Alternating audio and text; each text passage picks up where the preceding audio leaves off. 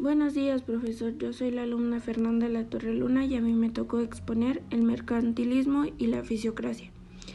El mercantilismo comienza a desaparecer a fines del siglo XVIII con el surgimiento de unas nuevas teorías económicas que tenían un carácter más liberal y se enfocan en aprovechar las ventajas del comercio.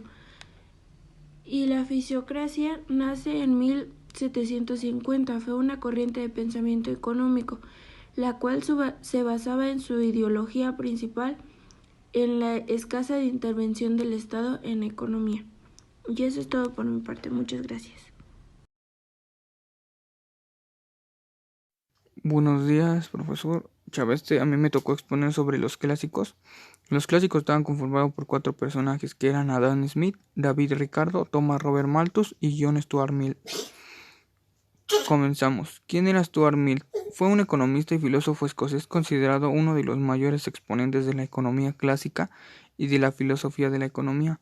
Nació en junio de 1723 en Kincardine, Reino Unido, y falleció el 17 de julio de 1790 en Palmyre House, de Reino Unido. ¿Quién fue David Ricardo? Fue un economista inglés de origen judío, sefardí portugués, miembro de la corriente del pensamiento clásico económico y uno de los más influyentes junto a Adam Smith y Thomas Malthus. Su nacimiento fue el 18 de abril de 1772 en Londres, Reino Unido, y falleció el 11 de septiembre de 1823 en Hampden Park.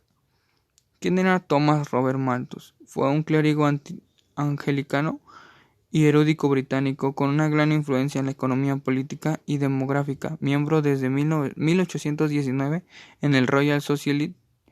Pluralizó la teoría de la renta de la economía y célebre por publicación anónima de 1798 del libro del ensayo sobre el principio de la población. Robert Malthus nació el 13 de febrero de 1766 en Wisconsin, Reino Unido, y falleció el 23 de septiembre de 1834 en Bath, Reino Unido. ¿Quién era John Stuart Mill?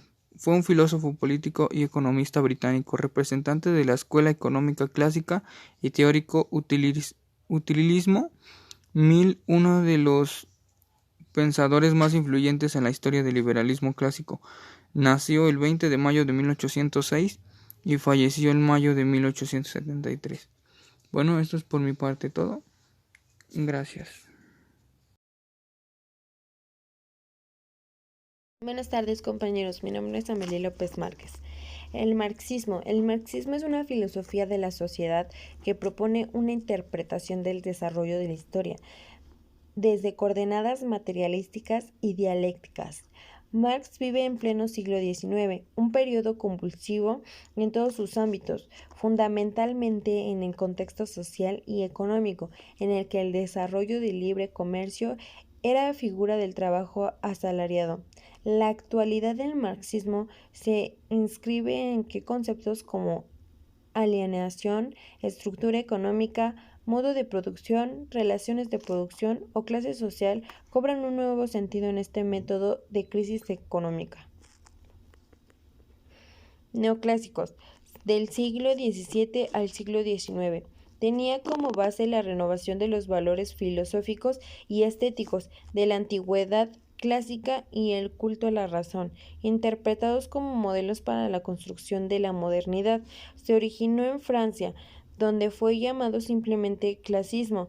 Desde allí se extendió hasta el resto de Europa y América, de la mano con la expansión del iluminismo o ilustración, clave filosófica del movimiento neoclásico en todas sus manifestaciones.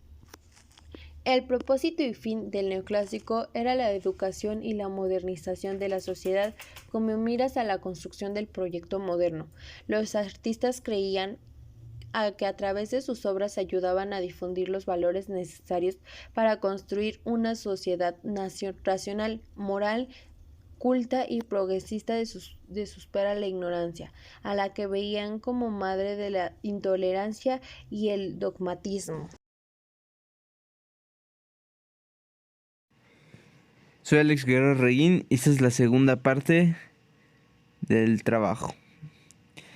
Keynesianismo. El keynesianismo es una teoría económica propuesta por John Maynard Keynes, plasmada en su obra Teoría General del Empleo.